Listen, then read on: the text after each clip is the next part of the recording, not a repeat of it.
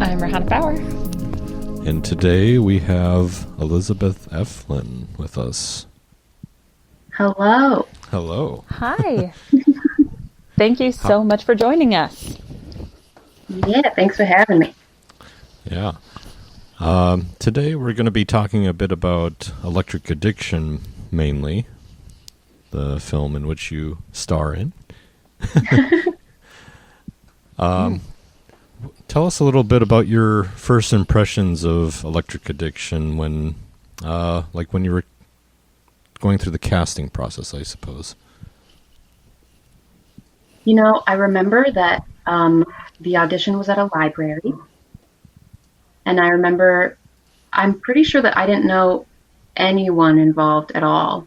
I had just seen like a posting about it, and so I was just like, okay, another audition, like interesting. We'll see how this goes. And then, like, as I like sat down, it was really great. Like, everybody in the room was really cool and seemed like interested. And like, you know, sometimes you go into an audition room and everyone's sort of like, meh, like over it already is the impression that they give off. But everybody was like, all right, so we have this cool idea and here's what it is. And this is what's happening, except we don't really know what's happening, but it's something like this. Yeah. And so I was intrigued, you know, like I had no idea what was going on really, or what I was actually in for, but I was intrigued. And then I just remember coming back for the callback. I don't remember a lot of details, except that it happened, and I was like, all right, well, I think that was fine.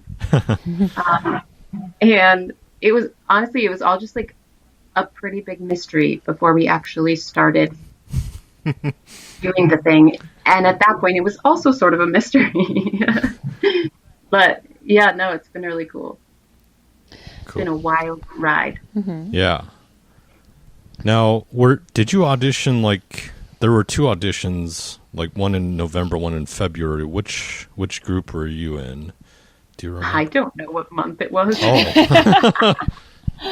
I was at the Minneapolis Central Library. That I can tell you. Yes. They all were. It was 3 years ago, Alan. I know. It's been so long. Yeah, because the first auditions were, 3 years ago, back in November here. Oh my goodness. Because I remember we had started like the writing process in August of 2017, and now when you say writing process, yes, what is it that you mean? Yes, because there is no script to this. It was mumblecore style. However, we had an outline, basically the idea for these characters, the three storylines that were derived from the music, the soundtrack that Oni Sakti created. Right. I just remember I was really into like Mr. Robot at the time, stuff like that. So I was very inspired by that type of storyline. Then Colby had like the music storyline. Jane had like the gaming and family kind of profile set up. So yeah. Interesting. So it was like one person was sort of in charge of each storyline. Right. Cool. I don't know that I knew that. Yeah, I guess the meetings, I remember like between November and February, the second casting group, we were trying to find more roles for different characters, and we didn't find them in one round. So, and then we had our callbacks. I believe that was in March. Okay. And then April was all like production meetings. Did you guys have like a picture in your head of who you were looking for, or was it just like, we'll see who walks in the door and go from there? I seem to remember talking about that at one point, now that I say that out loud. Like you guys said something about like, we're going to see what cast we come up with, and then we're going to like continue to make the story based on that. Right. Well, the outline was sort of still like was already existed, but the pages we were creating weren't really, I don't know, ready. So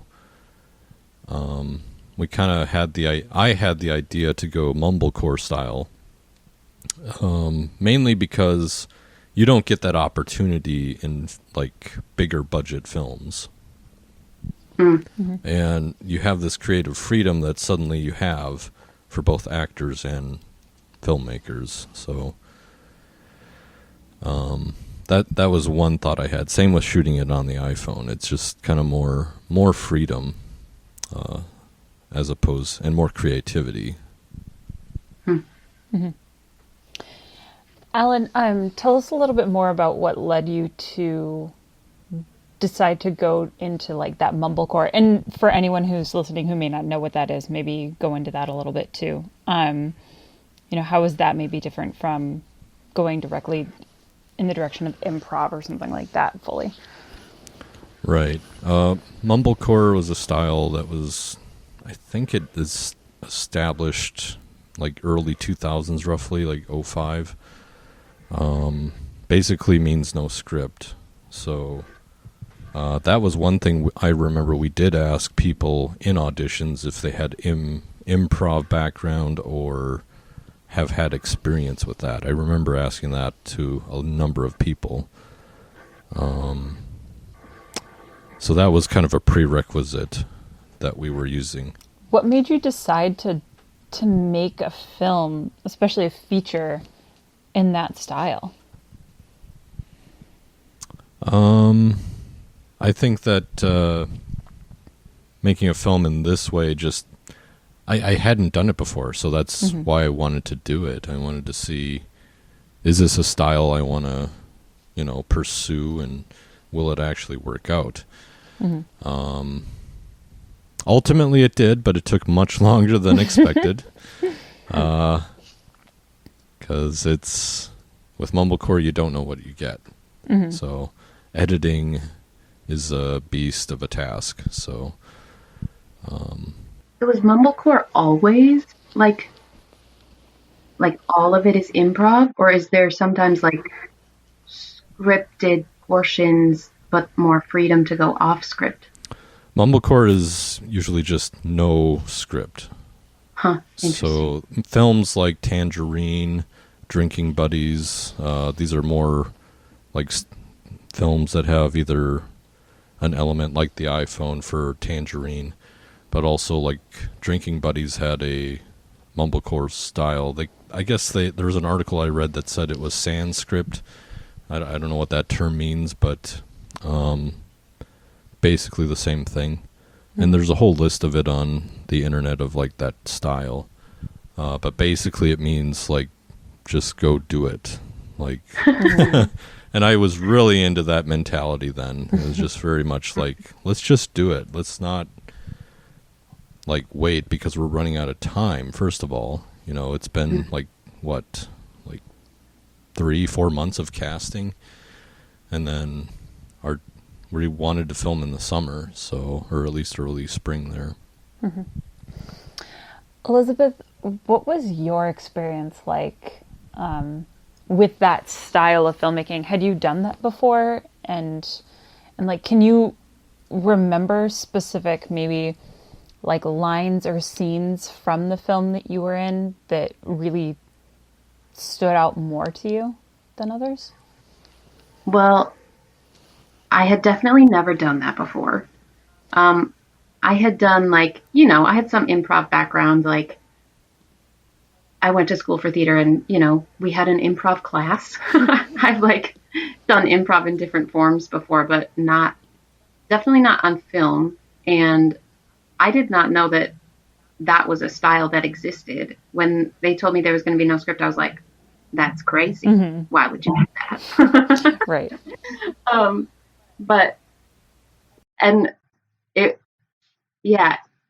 The whole thing was, I love words. Mm-hmm. And I love words that are well written and that I can just remember. Like I can just take a piece of paper with these beautiful words on it and I can just memorize them. And then I know that no matter what happens, at least I have said these beautiful words. Mm-hmm. Yeah. But when I have to make up the words, I'm like, oh no, like what is that gonna look like? Because I do not claim to be in any way articulate off the cuff. And it was just like, I was very scared. I will just say I was very scared. But I was saying the other night, there was like the one scene that stuck out in my memory. Like, I definitely, like, I remember the car scene, but I had very strong reaction to this scene. There's this scene in presumably my kitchen, Kate's kitchen, my character's kitchen, where she's talking to her sister, and she's supposed to, like, you know, reveal this thing that happened, and then her sister is supposed to, like, say something about this gaming thing she's been doing, and it was just like, in my memory, we both had one piece of information about what was supposed to happen in the scene, and then we just did it, and it was a mess, like just like just like so awkward, and none of it made sense, and it was so terrible in my memory, and I was like, what were we thinking? But then that scene was actually when we like watched the film, that was one of the scenes that I liked the best, actually. I was like, oh, that was, wow, okay, that was nowhere near as awful as I remembered it. Oh, wow. But it's fun to see. Yeah, it's just interesting the way you like perceive something in the moment. Yeah. And then what actually ends up happening, which much of that credit, of course, I give to you, Alan, for your editing. Oh, thank you. Thank you. Was a beast, I'm sure. Right. No, yeah, I know. Wow, that's interesting. I actually have a kind of a more establishing question for your character, Kate, who you play.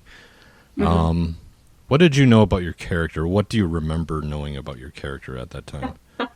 Yeah, that's a question I can more accurately answer. I don't know. I came across like a piece of paper in a notebook, which I'm just terribly unorganized. Like, I will never be a stage manager or whatever the equivalent is in film, but so I had this page in a notebook, and I really think it was just like 1 or 2 pages where I had scribbled here and there a couple notes about Kate and about her storyline. And all I really remember knowing, I mean, you know, the relationship between her and her daughter, that was relatively clear, relatively clear. And then her and her sister, like relationships I tend to be able to like hook onto okay.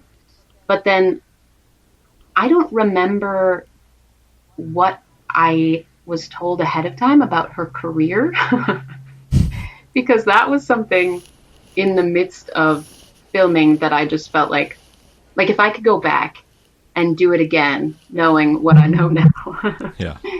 I would have done much more prep about the specific, like what it is that she does for work, because that's the kind of thing that's like, how do you make that up if you don't have the information to go off of? You know what I mean? Yeah. So yeah, honestly, I just know that we had talked about everyone's like addicted to their phones, right? Like everyone is always. Yeah. And, you know, that she had this job that she was working on, she lost it. And, you know, she had this complicated relationship with her kid where they were kind of missing each other. She wasn't super engaged very often. She was a workaholic, and Right. That her and her sister had this like strange relationship and were sort of estranged from each other. But then she needed her, and she came back into her life and was hanging out with her kid and stuff. And there was, you know, some change that happened there. So that's all I really remember knowing. Right. Even as far as like what is happening in the story. I'm guessing that I knew more than that going into each filming day, but the way that it has created itself as a story in my memory is that I would just like showed up on set and was like, I don't know what we're doing today. Yes. Or what's happening or what this story is. And we're just going to find out. We're going to make it up. Yeah, let the clothes do the acting. Yeah. So what is your favorite part of Kate, of that character, whether it's from filming or, now that you've seen the movie completed? What's your favorite part of that person? That's an interesting question. I like that she is willing to change. I think a lot of times people are confronted with something being an issue. How do I say this more clearly? I guess that at the end of the day, she cares about her kid and she has her priorities in the right place. She just maybe, she wasn't paying attention. It's like there's a difference between neglecting your child on accident and doing it on purpose. Do you know what I mean? Yeah. So I don't know. I guess just that, she's willing to take criticism or once things slow down or she takes a breath or whatever, she's willing to, she's willing to see her own faults and do something about it. And she, to an extent anyway, it's I think it's good to be honest with your kids. I don't know anything about parenting, you guys. I'm not a mom. But I think I also can appreciate that, she's trying to do the best that she can for her daughter and not subject her to a whole bunch of stress that she doesn't need to be a part of until she really needs to. Do you know what I mean? Mm-hmm. Yeah, absolutely. Maybe you will once you see the film. I don't know. Is this your first feature that you've been a part of? It's my first feature that I've had this significant of a role in, I guess. I did one other feature film a number of years ago, but it was I was the assistant to one of the main characters. My character was the assistant. Oh. And I think I had a couple 2-word lines scattered around and I had a good time on set, it was fun, whatever. Yeah. But I think it's honestly been so long since I've seen it that I don't remember for sure, but I'm pretty sure maybe one of those lines made it into the film, It's just that's one of the things that's so odd to me about film as opposed to theater. I mean, theater's my usual stomping grounds, my place of the most comfort and confidence. But I really enjoy film work too, but it's always just such a strange thing to me that you make a film and then you just wait to see what happens. Yep. Because it's so different by the end than the first draft of the script you got, of course, and then even what you filmed, you don't really know most of the time what it ended up looking like, what shots they're going to use, and even what's just going to get chopped off entirely, which is just so interesting. Yeah, and I'm sure that film had a script. Yes. How do you feel about that? Yes, that film had a script. Yeah. They just ended up taking some of the pieces of the script out.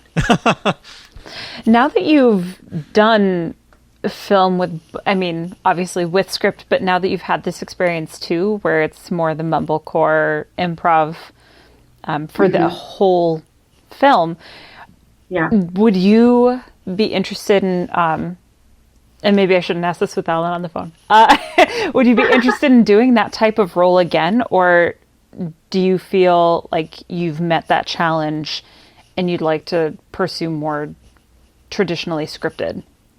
moving Yeah, forward? that's interesting. So my initial response is I what I say often is that through this experience, I have learned to more deeply and fully appreciate writers. Yeah. And I like them. Yes. And I, yeah, I mean, I think in general, I'm, I I don't mind having that security blanket slash, I mean, it's not just a security blanket. Writers are incredible. And most of the time, you know, there are a lot of things that go into a film being good or not. Mm-hmm. But if you have bad writers, you're in trouble. Like hardly anyone can save a terrible script, right? So like I think because I don't claim to be an incredible writer, I'd rather have one to use. But that being said, when you say like, do you feel like you've met that challenge? Well, no. Mm-hmm. Put it that way, then I'm like, well, give me another go at it because I want to do a better job. Mm-hmm. Like there's some things that I would want to try some different things and do things differently. Were I given an opportunity to do something like that again. So I'd be game. It would not be my first choice. I do not plan on doing that and only that always and forever. Yes, and I can attest as a filmmaker, at first I thought maybe I don't want to film on the iPhone again. But in looking back at it, it's really the mumblecore style that made me think, I don't want to do this anymore like this. Yeah. I tried it. I'm good, Well, yeah. I can't imagine for you as editor how you did that because, I mean, like you mentioned briefly when we were talking before that like you can't cut between shots of one scene because every time you say action, you're getting a different scene entirely. Right. Different lines, everything. Like there were some shots that had a little bit of coverage, like in the radio station. But other scenes we ran out of time, so we could only do like one, like master shot basically. Yeah. And then that whole thing with the audio, just our sound guy that dropped out like last minute, and then Colby had to fill in for that. Which, yeah. I mean, and that I'm sure makes both of you and Colby, if no one else, appreciate the sound person more than you ever did Right, before. that's I mean, like every time you're doing a new role or stepping into something, I'm sure that it just makes you so much more aware of like, oh yeah, these are the things that go into this thing that I've never really thought about before. right, but that's why I wanted a sound guy. That's why we had that set up like 6 months in advance. Right. And then suddenly he gets busy, and we can't, as an indie film of this style, we can't compete with paid work like that. So, Right. and that was also the challenge with scheduling all the actors, because everyone had jobs, everyone had, something else they had on their plate. And Right. I had to find the schedule. That was the absolute hardest part. I was so happy we actually it off because it was a nightmare looking at the schedule. Because it's like, okay, this person's available here, but we need this person to fill in this storyline. Otherwise, it won't make sense, And we tried to simplify it for you guys as simple as possible each day. Like, okay, here are the points. That's all you need to know, And I understand that can be a source of great anxiety, but it's also kind of a trust part. Like, do you trust these people behind the camera and behind the mic, apparently? So, Yeah. Well, it's so funny because I feel like audio and with theater too, it's one of those things that like if someone's doing a really good job, you usually don't notice it or think about it at all.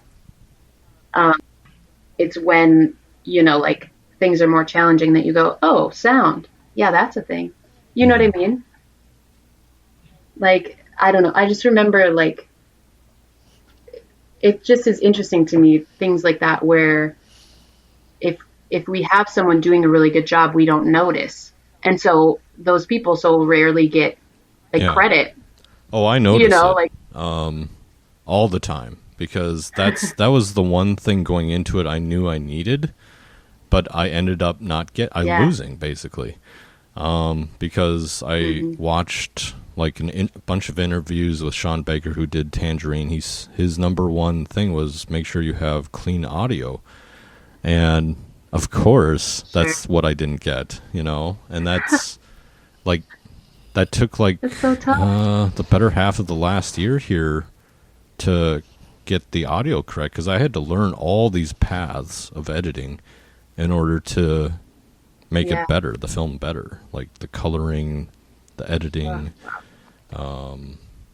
just little things. So, and then sound, like how do you save the sound? It wasn't like a high-end Sennheiser or Sanken mic.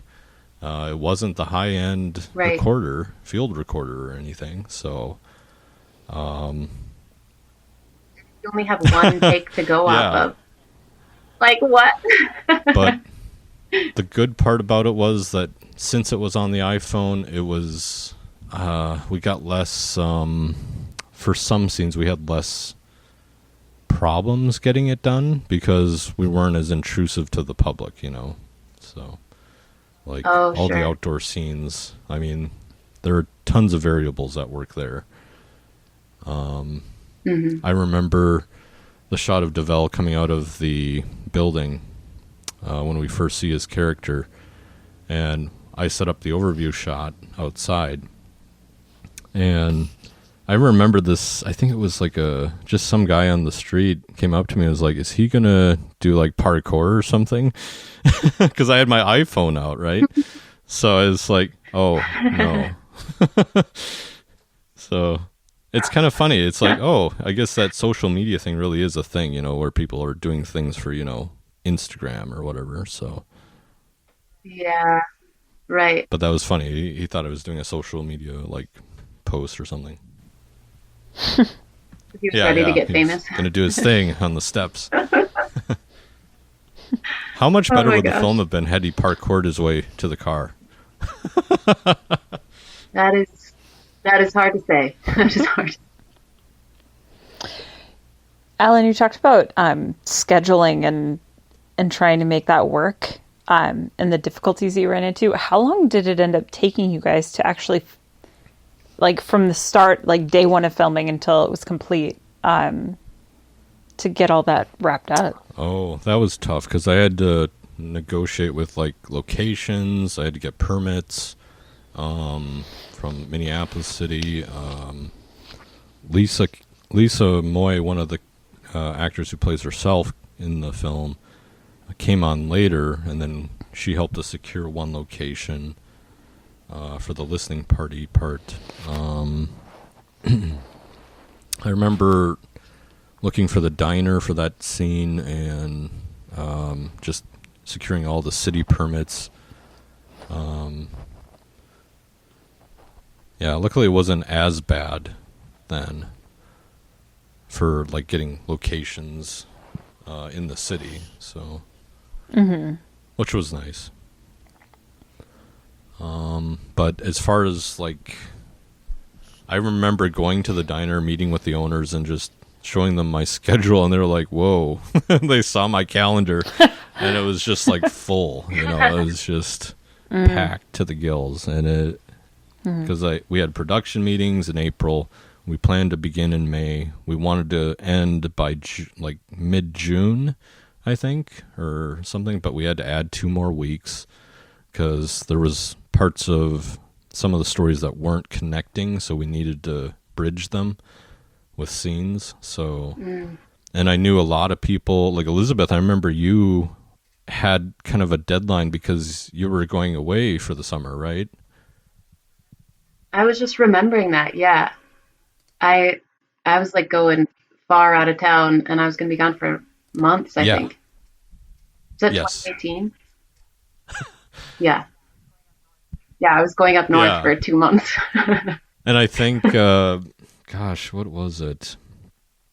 I know the bridge scene like kind of opens the film a bit by US Bank Stadium, which in the film becomes Silas Stadium because they're the big fish in town in this world. So they're, in my mind, they were kind of like the Google of this world or something. Sure. But yeah, just I remember meeting, like our meeting spaces were, let's see, I remember one was at the library, one was at like a meeting room at a Byerly's or a Lund's or something, and we were trying to get wardrobe figured out and all these things. Leon came on later, I remember, because he wasn't in auditions and we didn't find his character through auditions, so we went to kind of our pool of talent that we like to go to. So Sure. yeah, and he was available, and then he found out it was not scripted, so Surprise! yeah.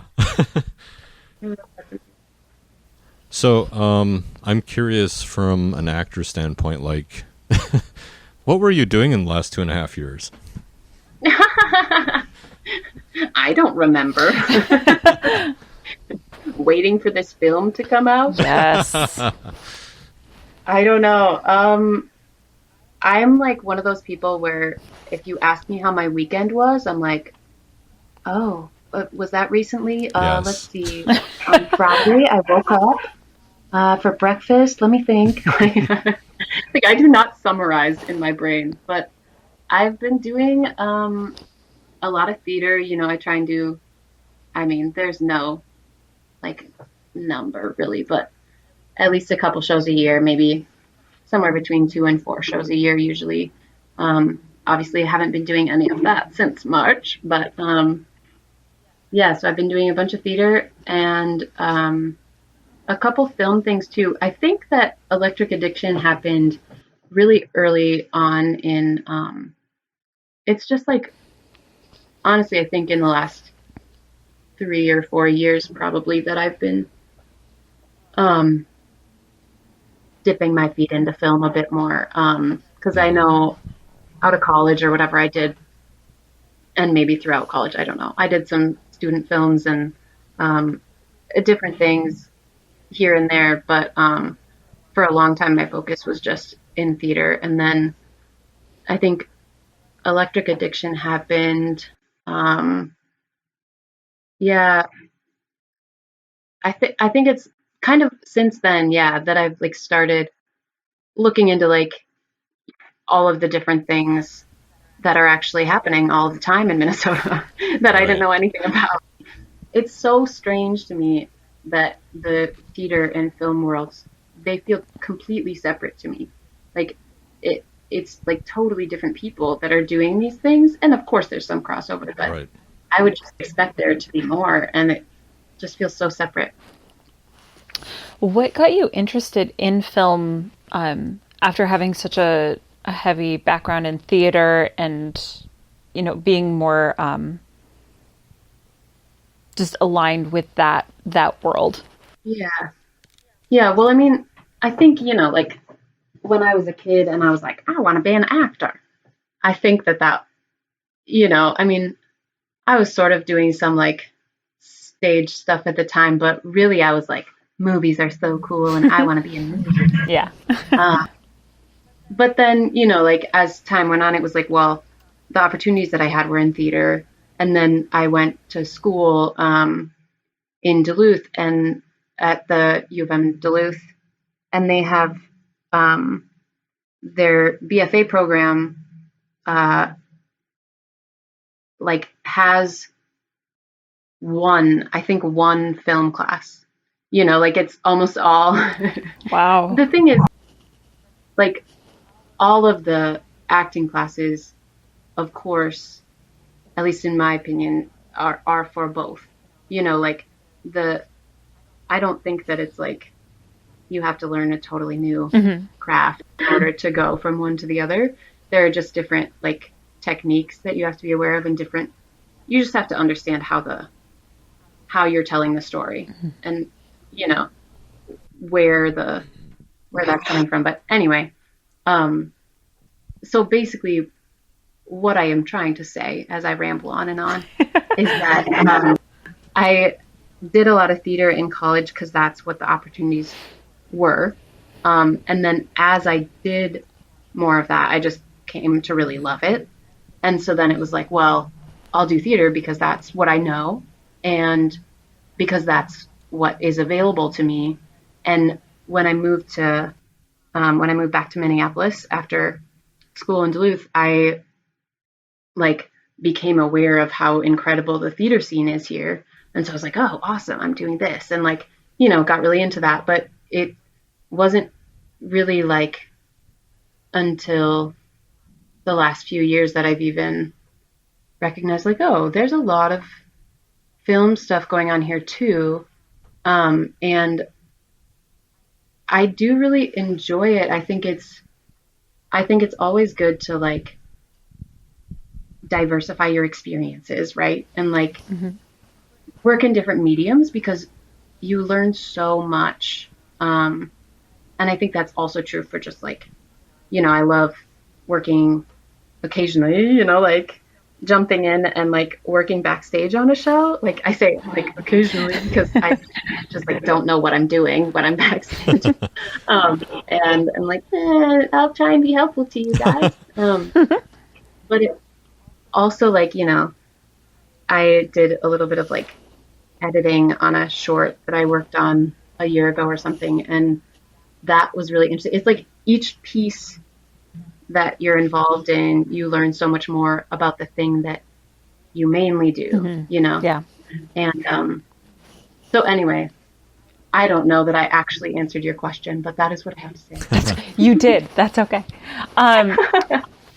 So knowing that both the theater and the film world here really is a lot more expansive than I think a lot of people realize, especially at first, is that sort of what keeps you here working? Or have you ever considered, you know, once pandemic life is over at least, of, you know, expanding and maybe going to another market or something like that to try and continue growing? Or do you just love Minnesota?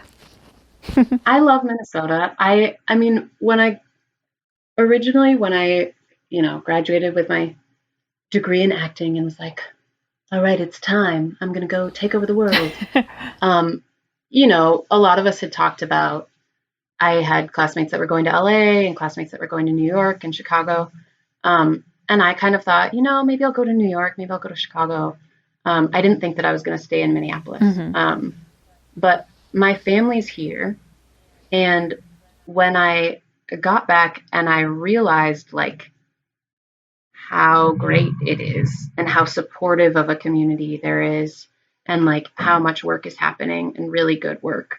I just was like, you know, I like it here and I don't have any compelling reason to go. Like I would enjoy, you know, like I could go live in New York for a year, you know, or certainly like if I by some miracle, you know, just grabbed a job in New York, like I'd go somewhere else for work, but I don't think that I would go somewhere else to find work.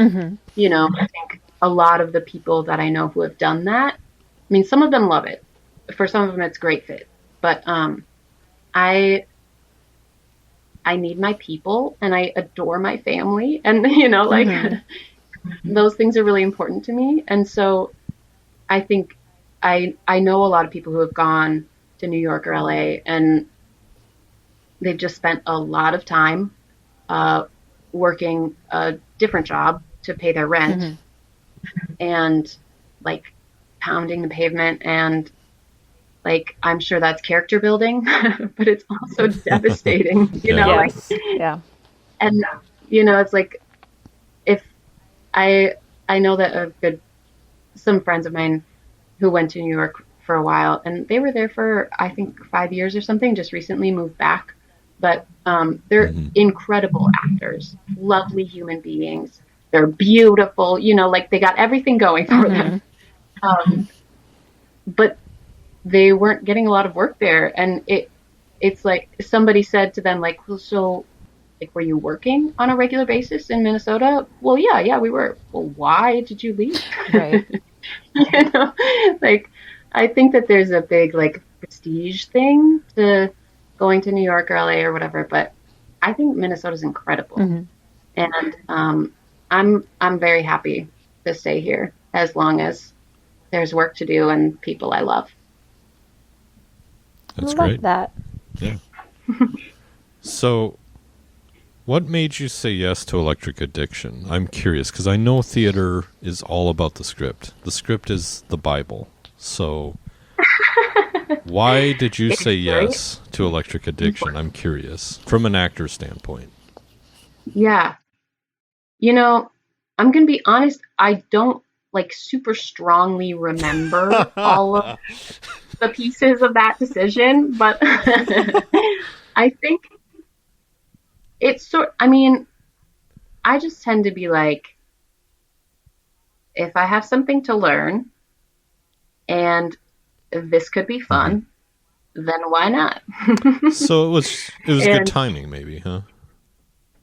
I mean, yeah, I think it was good timing. And I think, like you talk about, like, we have to be careful as actors. And I'm sure, everybody else in different aspects of production with film or theater, careful about what we say yes to, especially when, there's very little money involved. And there's usually a pretty big time commitment. Yeah. But I think, for me, especially at that time, it was like, well, I haven't done a lot of film. I haven't done a lot of camera work. And I think it's one of those things, at least from my perspective, that you learn the most by doing it. And I wanted to learn some more and I wanted to do it. And I was like intrigued by this whole, like, we're just going to make it up. We're just going to figure it out thing. And so, I think it was like, I didn't have a good reason to say no at that point. And it sounded like an adventure. So yeah, here we are. And you had that wonderful day on set in your kitchen. So that wonderful, terrifying day. It was fun. It was very weird, just very, very, very different from anything I've done before or since, but I learned a whole lot of things, I'll tell you that. Right. And I understand, like, in the process of both acting and filmmaker, you get really attached to your role, and I and a lot of the actors, of course, had to wear different hats, but I especially had to really play producer, director, camera, all these things. And yeah, it's good to hear, like, from an actor standpoint, like what did it seem like on set? So it's it's good to hear that. So how many days did you have? Like 3, I think? 3 days? That sounds right to me. 'Cause I trust your memory on that far more of the time. I was like, I didn't even remember that we did office scenes until I, like, you, like, shared a clip or something, and I was like, oh, yeah. That was completely lost. Right. There was the office, the house day, and then the other office. Oh, yes, right. Yeah. I think that... Yeah, I think those were the 3 days, because the car day was the same day as the house day, right? That's right. Yeah. Alan, what was your favorite day on set? When it was over. The last day, yeah. Because I could breathe again. I was like... Because I'm ready for the other shoe to drop at any moment as the producer side of me. Because... Meaning what exactly? Meaning, like, someone won't show up, or sure, they won't be on time and we'll run out of time, or we forgot this prop or this costume and that's not going to work, and just anything could go wrong. There's just so many moving pieces in this film, and to connect them all, like I kind of had it in my mind, like, okay, this will connect to that, what we did yesterday or something. But then it's just kind of like you're kind of constructing it in your mind, like what is, like you said, what is this going to look like, but because I'm always thinking to the editing process too, because I knew I had to edit this. Did you shoot in a specific way knowing that you were going to have to be the one editing this? Or did you like try and keep that perspective in mind while you were shooting? Or were you really more focused on what you want, knowing I'll worry about that later when I'm in the editing room?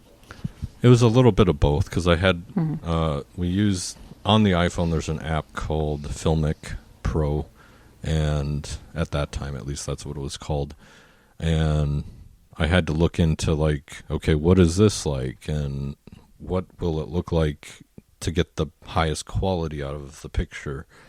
Because so many times, like, when I showed it to a few people ahead of time, it was just kind of like, this was shot on the iPhone? They were like, wait, what?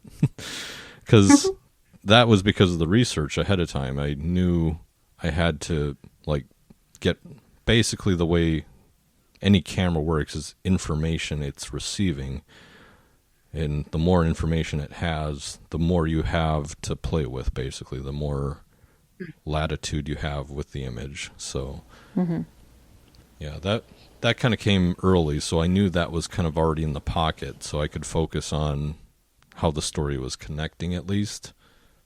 So yeah. Were there any scenes that you were like pleasantly surprised by and or Yes. horrified about how they were going? Yes. This actually comes up in one of your scenes, the interrogation scene. No, I'm just kidding. Oh my gosh. That one. You know what I'm talking about. But I remember that day on set when you were like coming in to work with Grant and Andy. They were on the other side of the table, and Yeah. I just remember telling you something, and then you took a moment to kind of, I could tell you were like processing what you were going to do next. Yeah. At first I wasn't sure. I was like, Yeah. does she understand what I just told her, or is she doing her thing right now? I can't, Yeah. sometimes you can't tell if the actor's in the process or if, it's kind of fight or flight mentality either, Yeah. Especially in this environment. So I wasn't sure. I was kind of like, I wonder what she's thinking right now. Yeah. And then the scene happened, and I was like, oh, okay, I get it. She was definitely doing her process. At least that's how I recognized it. You can clarify that if you want. Yeah, I mean, probably. I remember that day. Like, okay, I remember that day on set, and I was like I was so upset, like in my mind. Like I was like, this is not going to work at all. I have not been well enough prepared for this. I have not done enough research, and also there's not a good enough plan, and this is just ridiculous. It's not going to work at all. Because I was like, okay, I don't even really understand what my character's job is.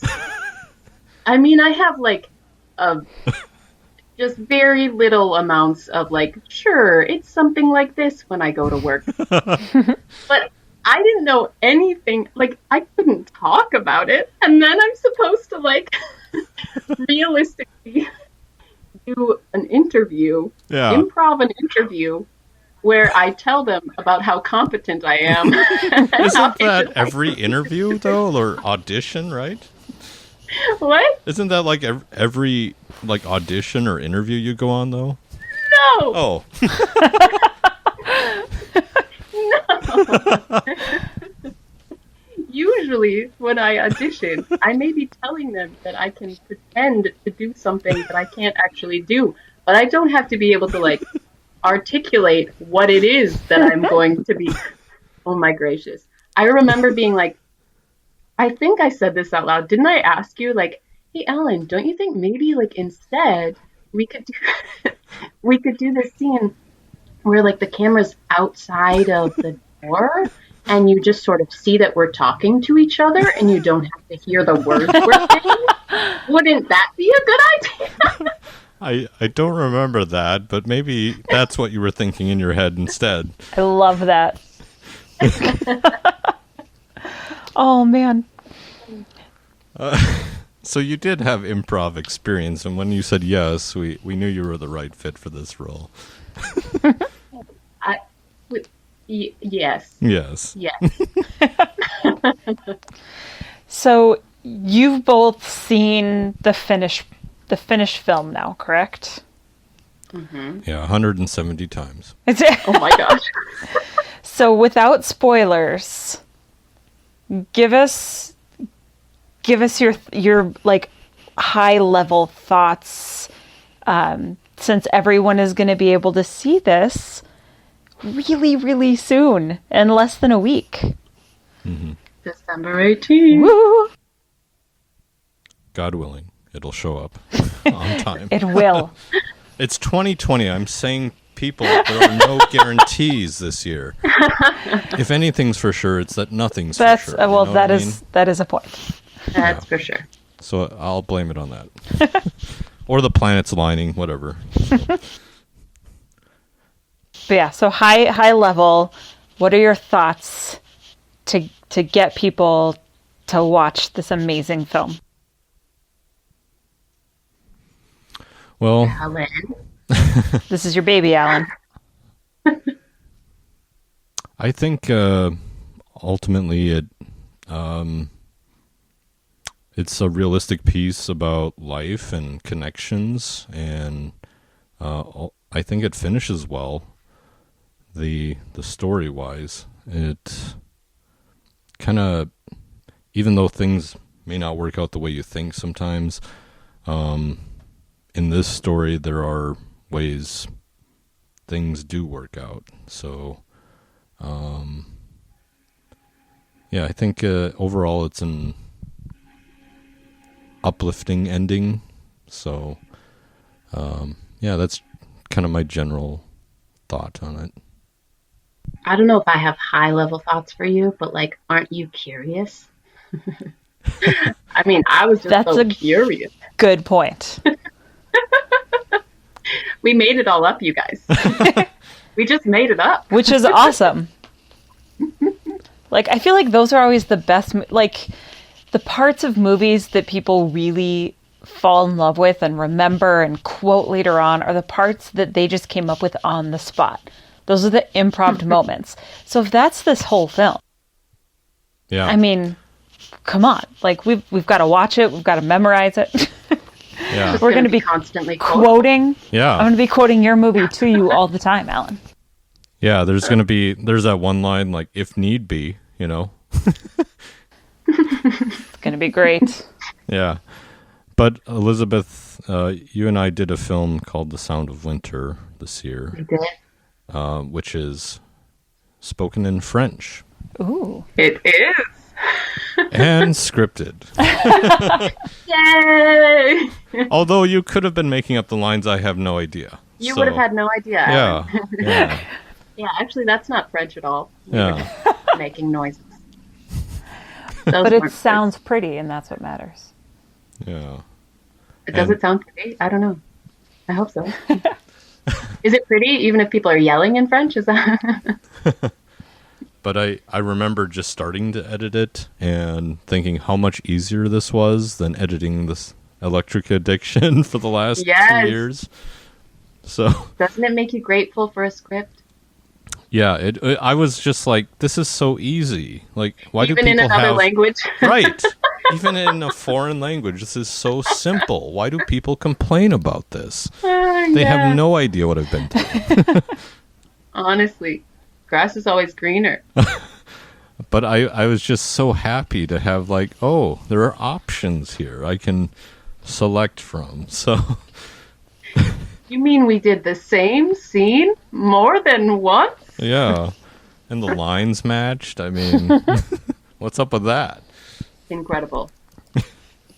What a novel idea. Mm-hmm. Yeah, Alan, you always come up to me with the craziest projects. Well, Either no. there is no script, or you can have a script, but it's not going to be in English. Yeah, we'll get around to it fun. normal and soon. Yeah, normal-ish. Did you already speak French, Elizabeth? Yes. Okay. Thank goodness. I would have been lost. There would have been no hope whatsoever. Just learning on the spot. No. No, that's the thing. I put out a call out like, does anyone speak French, either converse or fluently? And you were one of the people that responded. Yeah. I mean, I honestly never thought that I would get to do acting in French at the same time. And so this was a sweet, unexpected gift. I love both. And I don't claim that my French is like incredible. Obviously, like French speakers will see this film and know all of the mistakes that I made and all the ways that I am not worthy of their language, but I love it nonetheless. So it was quite a lot of fun. Right.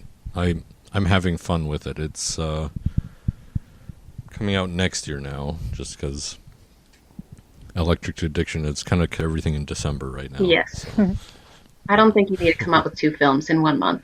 That's absurd. Right. And it's a short film spoken in French about seasonal affective disorder. Mm-hmm. So Powerful And stuff. Bethany McHugh is in it, and she's wonderful. yeah. Yeah, thank you for that. I remember talking to you when we were trying to find out who Angelique was. And you had mentioned her, I remember, when I think we shot the first day, right? Back in like early 2020. You know, I don't know when it happened exactly, but I know that it was like a beautiful miracle because I didn't know that Bethany spoke French. She's an actress that Oh, right. yeah, I've worked with her before. I adore her as a human being and I adore her acting, and it's really fun being on stage or on set with her. But I had not a clue that she spoke French, and then she was just over, I think she was over at my house pre-pandemic, we were like running lines for some audition she had or something. And she, like, I think she just casually mentioned, somehow it came up that like she did French immersion school, I think, as a kid. I might be totally lying about that, but I think it was something to that effect. And I was like, what? You need to do this film with me. And it happened. She did. Yeah. Great. And I think even though we had to pause production because of the shutdown, Yeah. and I think that actually helped make it better. That was a gift. Yeah. You need some time to work that whole second language into your body. Right, but even as a filmmaker, I was kind of like, okay, well, what are these shots going to look like? Yeah. And I got like brand new cinema lenses for it, so it was just kind of like, it all really worked Yeah. out. Yeah, and I think, we all got a new perspective on what it is to be sad and alone inside of a house. I know, this was Yep. supposed to be a seasonal thing. It became an annual, a whole year, apparently. You just never know. Entire Yeah. year. Well, Elizabeth, thank you so much for joining us. It was so fun having you here and getting to chat with somebody other than just me and Alan. I'm sure everyone listening appreciates you're taking the time to join us. Yeah. Everyone, December 18th, this Friday, Alan, it's Amazon Prime, correct? Right. Amazon Prime, guys. He says with confidence. Yeah, I know. exactly. He says with excitement. Go on Amazon Prime, watch Electric Addiction. Support your local films. Support our podcast. And Alan is the podcast, you guys. I talk a lot, but it's Alan. This is No, you're the So podcast it's- too. Yeah, we're very excited about this. Alan, I'm so excited to watch this. Yeah, this is going to be great, you guys. So Yay! thank you all for joining us, and maybe we'll chat next time after having watched the movie. Yeah. Hint, hint. All right. Have a great one, everybody. All right. See ya!